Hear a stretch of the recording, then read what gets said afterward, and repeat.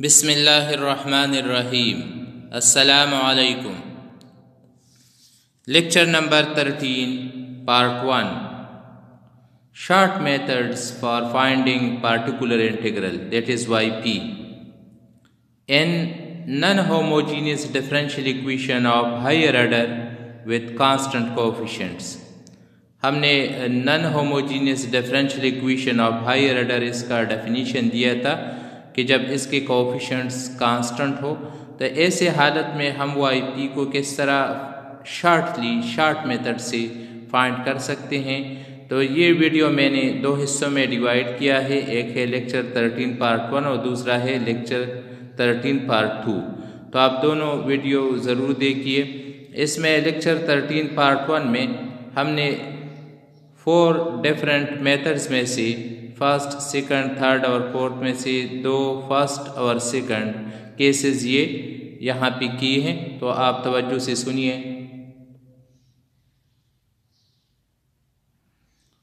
Lecture 13 short methods for finding particular integral. The non homogeneous differential equation of higher order with constant coefficients is f of dy it is equal to x where x is not equal to 0। ये हमने इससे पहले video में detail के साथ पढ़ा है कि f of dy it is equal to x, f of d is a polynomial of d where d is a operator which is called differential operator d by dx। ये हमें एक characteristic equation देता है जहाँ पे 4 type of solutions हमने पढ़े थे। अगर x इक्वल टू 0 हो तो फिर ये हमारे पास होमोजीनियस होता है। यहाँ पे x is not equal to 0 mean ये कि नॉन होमोजीनियस है। इसमें हम YP को किस तरह फाइंड करते हैं तो f ऑफ d को आप इन्वर्स मेथड से दूसरे साइड पे कन्वर्ट कीजिए। Then YP it is equal to x by f of d। YP it is equal to 1 by F of D x। 1 by F of D को हम inverse operator कहते हैं। इसके ज़रिए से हम इस YP की वैल्यू फाइंड करते हैं, मगर इसके लिए हमारे पास डिफरेंट कंडीशन होते हैं और वो कंडीशन x पे अप्लाई होते हैं। तो 4 डिफरेंट केसेस हमने यहाँ पे लिखे हैं। इसमें से 2 केसेस हम इस वीडियो में डिस्कस करेंगे। Case first, when x is equal to e power ax, जब x के जगह पे मीन राइट हैंड साइड पे यहाँ पे e पावर ax हो तो क्या मेथड होगा। Case 2, when x is equal to sin x or cos x, जब हमारे पास x या तो sin x हो या cos x हो यहाँ पे x के जगह पे, तो हम क्या मेथड यूज़ करेंगे। ये 2 मेथड्स हम आज इस वीडियो में डिस्कस करेंगे। Case third, when x is equal to x power m, जब x हमारे पास पॉलिनोमियल ऑफ m हो, m belongs to the positive integers. Case fourth, when x is equal to e power x into v, तो यहाँ पे हम e power x को shift करते हैं, इसलिए इस मेथड को हम एक्सपोनेंशियल शिफ्ट कहते हैं। ये 2 केसेस मैंने दूसरे वीडियो में डिस्कस की है इस 13 के पार्ट 2 में। अब यहाँ पे हम ये 2 मेथड्स जो है ये पढ़ते हैं। तो इसमें से पहला मेथड है case 1। Case 1, when x is equal to e power x, a is any constant, then YP it is equal to 1 by F of d और x के जगह पे e power ax। e power ax x के साथ जो coefficient है इसे आप d की जगह पे रिप्लेस कीजिए तो आएगा 1 by F of a e power ax। For f of a it is not equal to 0। यहाँ पे कोई फैक्टर ऐसा ना हो कि इसकी वजह से f ऑफ a 0 की इक्वल हो जाए। So f of a is not equal to 0, तो फिर 1 by F of a e power ax। ये a जो है ये e पावर x का ये कोएफिशिएंट है, इसे आपने d की जगह पे रिप्लेस किया। That is replace d by a in f of d। तो एक मेथड ये है कि जब f of a not equal to 0 हो तो फिर ऐसे हालत में हम e का जो पावर है x के साथ जो कोएफिशिएंट है उसे d की जगह पे रिप्लेस कर देते हैं और हमारे पास YP आ जाता है। In case of failure, in case के यहाँ पे हमारे पास जब एफ ऑफ ए इक्वल हो जाए, when F of A equal to 0 for some factors, क्योंकि एफ ऑफ ए जो है ये तो पॉलिनोमियल है, एफ ऑफ डी पॉलिनोमियल है और ए इसका अगर रूट है, mean F of A equal to 0 आ जाए, तो ऐसे केस में हम क्या करते हैं, let F of D is equal to D minus A power R Q of D, यानी जो कोशंट है वो आपने इसके साथ मल्टीप्लाई किया इन फैक्टर्स के साथ तो पॉलिनोमियल आएगा। ये तो आपने लोअर क्लासेस में पढ़ा है। तो d minus A power r Q of d, तो क्यू ऑफ ये ओ फैक्टर्स है, एक d की ओ वैल्यू है जिस पे f ऑफ d जो है ये 0 हो जाता है। फैक्टर थ्योरम में भी आपने पढ़ा है, अगर हम यहाँ पे a को रिप्लेस करें तो यहाँ पे 0 आएगा, तो ये d minus A R time जो है ये 0 आ रहा है। तो ऐसे हालत में हम क्या मेथड यूज़ करते हैं, then Y P it is equal to 1 by F of D E power X, F of D की जगह पे हम इस वैल्यू को रिप्लेस करते हैं d minus A power R Q of D, E power X अपनी जगह पे। अब अगर मैं x का कोफिशिएंट a यहाँ पे पुट करता हूँ तो हमारे पास r टाइम यहाँ पे 0 आएगा। सो क्यू ऑफ d यहाँ पे r टाइम 0 आ रहा है, तो 1 बाई 0 तो हम नीचे नहीं लिखते, फिर ये अनडिफाइन हो जाता है। तो ऐसे हालत में हम फिर यहाँ पे ये यूज़ करते हैं that Y P it is equal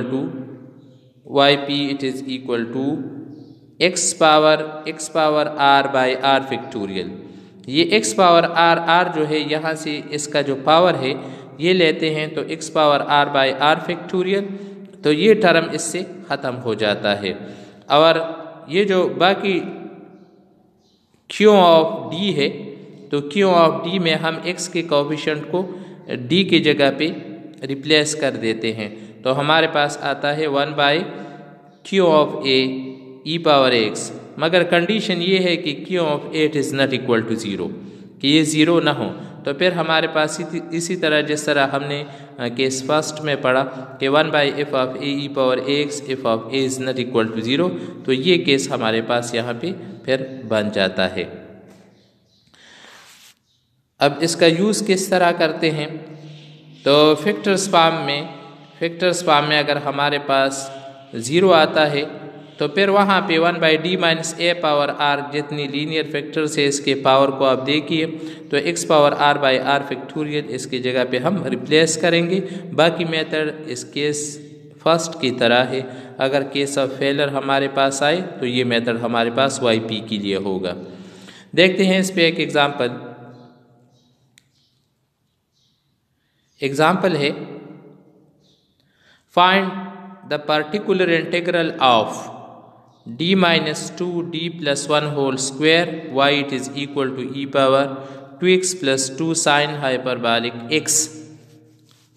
अब आप देख सकते हैं कि इस साइड पे हमारे पास x की वैल्यू है, 0 नहीं है, तो ऐसे हालत में ये इक्वेशन हमारे पास नॉन होमोजीनियस डिफरेंशियल इक्वेशन होगा।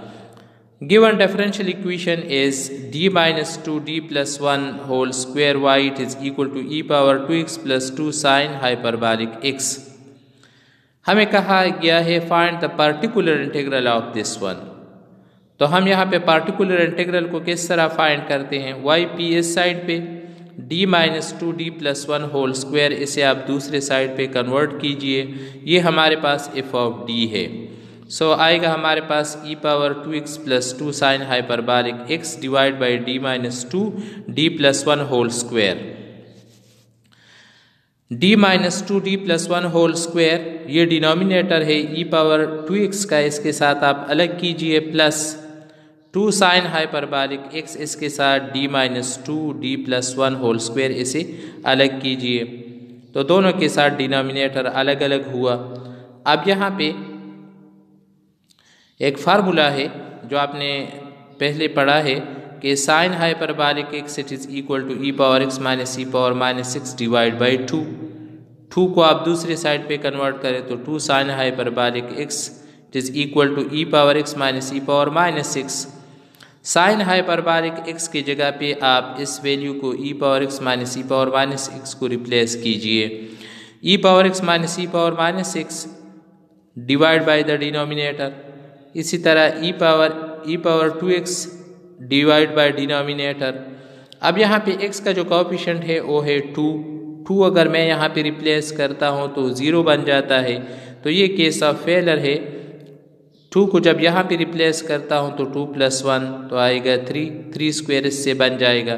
तो नेक्स्ट स्टेप में पढ़ते हैं yp is equal to 1/d minus 2d + 1 whole square e power 2x plus यहाँ पे ये denominator e power x minus e power minus 6 के साथ अलग अलग कीजिए। तो e पावर x के साथ 1/d minus 2d + 1 whole square minus अपने जगह पे 1 ओवर ये denominator d minus 2d + 1 whole square e power minus 6। yp is equal to 1/d minus 2, यहाँ पे केस ऑफ फेलर बन रहा है, इसलिए हमने ये केस जो है d माइनस 2 पावर 1 इसे हम केस ऑफ फेलर से सॉल्व करेंगे। और यहाँ पे d + 1 होल स्क्वायर जो है x का कोएफिशिएंट 2 है तो 2d की जगह पे आप रिप्लेस कीजिए 2 + 1 whole square e power 2x plus यहाँ पे केस ऑफ फेलर नहीं बन रहा, x का कोएफिशिएंट 1 है, 1 आप d की जगह पे रिप्लेस कीजिए। यहाँ पे जब 1 रिप्लेस हो जाता है तो 1 - 2, यहाँ पे 1 + 1 होल स्क्वायर माइनस। यहाँ पे जब हम रिप्लेस करते हैं तो आप देख सकते हैं कि इस जगह पे d + 1 होल स्क्वायर पे केस ऑफ फेलर बन रहा है। -1 को जब आप यहाँ पे रिप्लेस करते हैं तो यहाँ पे केस ऑफ फेलर नहीं बन रहा, तो इस फैक्टर में आप d की जगह पे -1 को रिप्लेस करें, -1 - 2 d + 1 होल स्क्वायर जो है ये केस ऑफ फेलर है, इसे सॉल्व करेंगे। yp it is equal to 1/2 + 1 is 3 square is 9 d minus 2 power 1, ये d minus 2 power 1 time case of failure यहाँ पे बन रहा है e पावर 2x प्लस यहाँ पे सिंपल कीजिए 1 - 2 इससे आएगा -1, 2 square is 4 e power x minus यहाँ पे 1/-1 - 2 - 3 d + 1 whole square e power -6। तो d + 1 होल स्क्वायर -1 को जब आप यहाँ पे रिप्लेस करते हैं तो 2 टाइम हमारे पास केस ऑफ फेलर आ रहा है।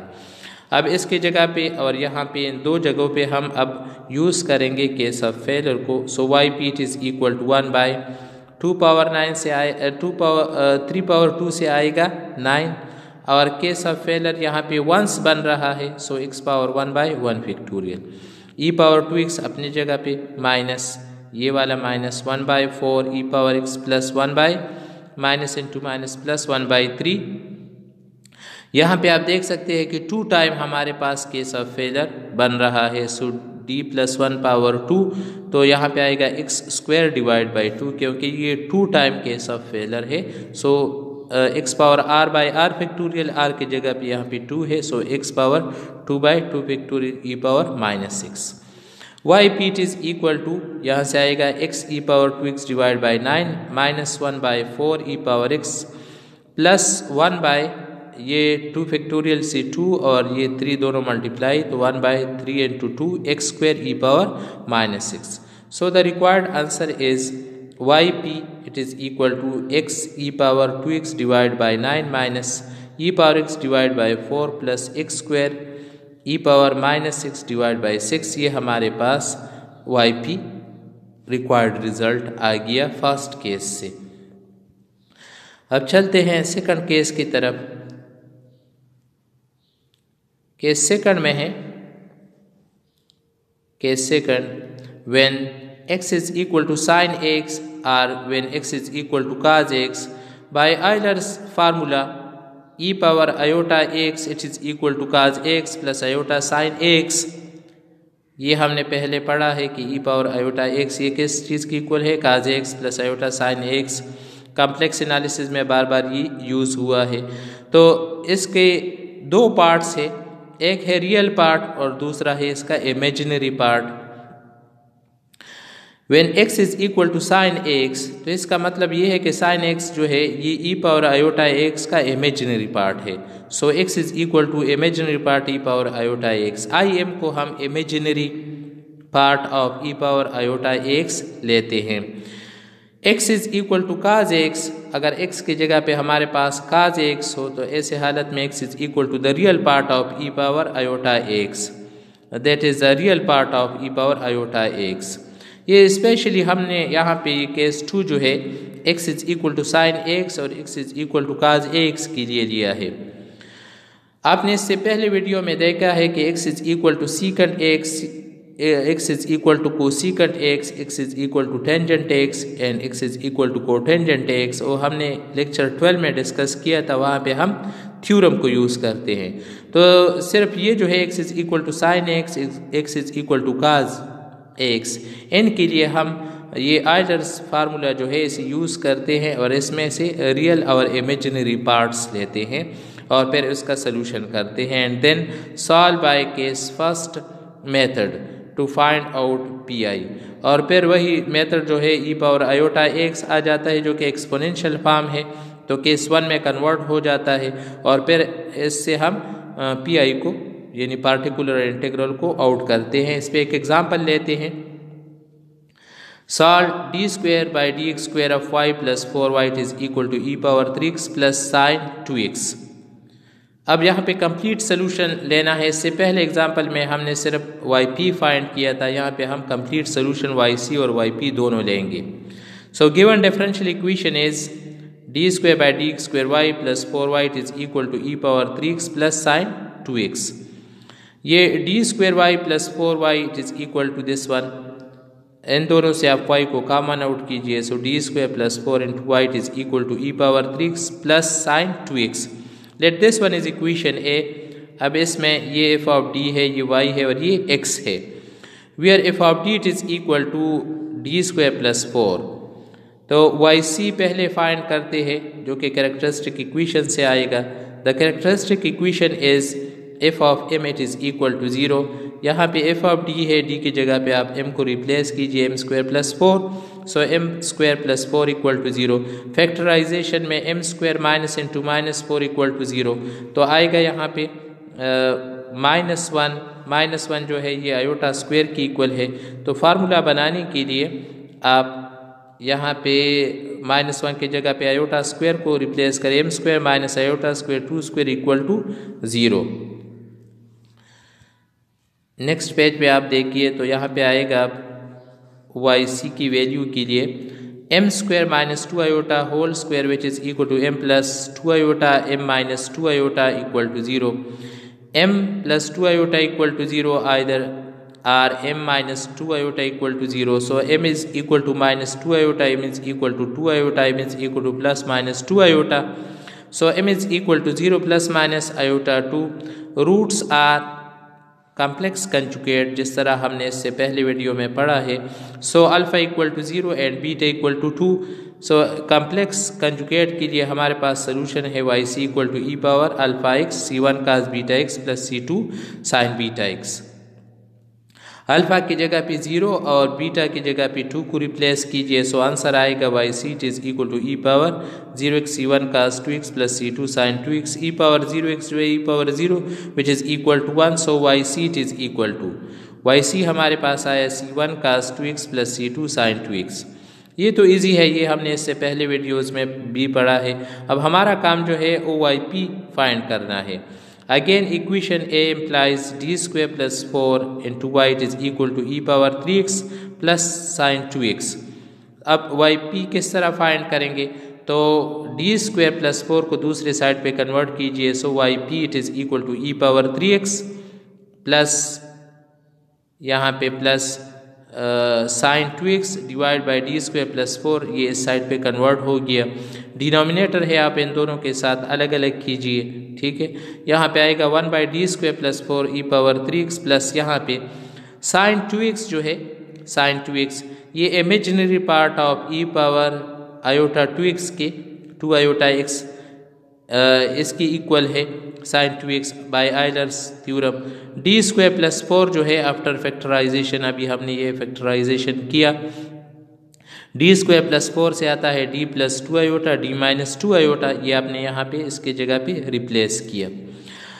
अब Y P it is equal to E power 3x, तो x का कोफिशेंट यहाँ पे 3 है, ये d की जगह पे आप रिप्लेस करें तो यहाँ पे आएगा 3 स्क्वायर प्लस 4 प्लस अपनी जगह पे imaginary part e power 2 iota x, तो यहाँ पे 2 iota x plus 2 iota theorem को केस को आप अप्लाई कर सकते हैं क्योंकि x का जो कोफिशेंट है वो 2 आयोटा है, तो d की जगह पे इसे रिप्लेस कीजिए। 2 आयोटा को अगर हम यहाँ पे रिप्लेस करते हैं तो फिर हमारे पास केस ऑफ फेलर बन जाता है क्योंकि इससे आता है 0। तो इस फैक्टर पे हम केस ऑफ फेलर को अप्लाई करेंगे तो आएगा इस तरह कि yp it is equal to e power 3x divide by 3 square is 9 plus 4 plus imaginary part e power iota 2 iota x, ये अपने जगह पे, और d माइनस 2 आयोटा पावर 1 है तो r की जगह पे 1, x power r by r factorial, x power 1 by 1 factorial क्योंकि r की जगह पे 1 है। बाकी इन दोनों को प्लस करें 2 आयोटा तो नीचे यहाँ पे आएगा 4 iota. So imaginary part e power 2 iota x into x divide by 4 iota into 1 factorial, but 1 factorial it is equal to 1। तो नेक्स्ट पेज पे देखते हैं, हमारे पास यहाँ पे आएगा yp it is equal to e power 3x, 4 और 9 को प्लस करते हैं तो 13 plus imaginary part x e power 2 iota x divide by 4 factorial, 4 iota, 4 factorial नहीं है, 4 iota. Iota number iota imaginary number है, इसी नीचे से यानी डिनोमिनेटर से ख़त्म करने के लिए हमने आयोटा मल्टीप्लाई और आयोटा डिवाइड किया तो आएगा yp it is equal to e power 3x divide by 13 plus imaginary part ये आयोटा x के साथ multiply iota x e power 2 iota x divide by iota into iota, iota square which is equal to -1, तो इसके जगह पे आप -1 को replace करें तो आएगा e power 3x divide by 13 plus imaginary part iota x e power 2 iota x divide by -4। अब आप इस -4 को यहाँ पे इसके साथ मल्टीप्लाई करें तो -1/4 ये कांस्टेंट टर्म है, कांस्टेंट वैल्यू है इमेजिनरी आयोटा x, और इसकी जगह पे आयलर्स थ्योरम का 2x plus iota sine 2x e power 2 iota x by Euler's theorem इसकी इक्वल है। इससे अब हम सिर्फ इमेजिनरी पार्ट लेंगे, so yp it is equal to e power 3x divide by 13 -1/4, imaginary part of iota x इसके साथ multiply कीजिए तो यहाँ पे आएगा आयोटा x काज 2x, और यहाँ पे iota into iota, iota square, so -1 x sine 2x। इससे हम सिर्फ इमेजिनरी पार्ट लेंगे और इमेजिनरी पार्ट हमारे पास यहाँ पे है, यहाँ पे हमारे पास इमेजिनरी पार्ट सिर्फ ये है, ये पार्ट ख़त्म हो जाएगा क्योंकि हमने इससे इमेजिनरी पार्ट लेना है। तो इमेजिनरी पार्ट हमारे पास आ गया that is -1/4 x cos 2x। So yp it is equal to e power 3x divide by 13 -1/4 x cos 2x, ये हमारे पास yp की value. The general solution is y is equal to yc plus yp, yc की value हमने पहले find की है और yp की वैल्यू हमने यहाँ पे निकाली है। So y it is equal to c1 cos x plus c2 sin x plus ये वैल्यू यहाँ पे पुट कीजिए e power 3x divide by 13 minus x cos 2x divide by 4। तो यहाँ तक ये दो पार्ट्स जो है ये कंप्लीट हो गए। फिर भी अगर कहीं पे मुश्किलात हो इसमें इन एग्ज़ाम्पल्स में या केसेस में तो आप कमेंट्स में भी लिख सकते हैं और मुझसे पूछ भी सकते हैं। Thank you, वस्सलाम।